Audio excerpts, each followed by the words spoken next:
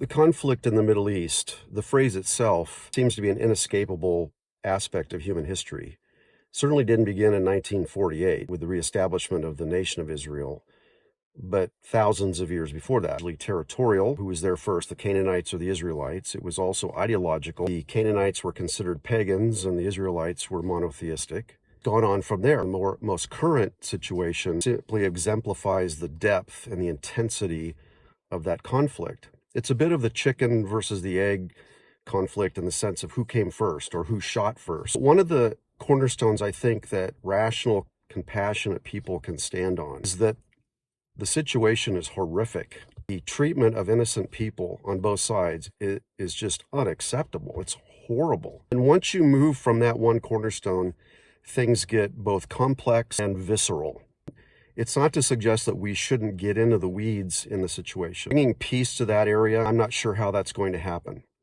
Hamas is determined to destroy Israel, so it's an existential threat. Even though they remove that phrase from their original charter, their ideology is still the same. The Arab nations don't seem to want to support Palestinians, which I will say parenthetically, there's the argument that even the term Palestine or Palestinians is contrived, certainly from the Roman times.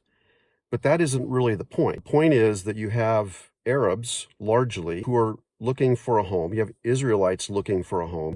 The Arab nations don't seem to want to fully support the Palestinians. They have the resources to do it, to be sure. Do they have the political structure for it? It's very difficult. The Palestinian Authority versus Hamas, and then you have Hezbollah and other things. I don't think it's unreasonable to focus on the humanitarian aspect of it, which is, I think, what most people do.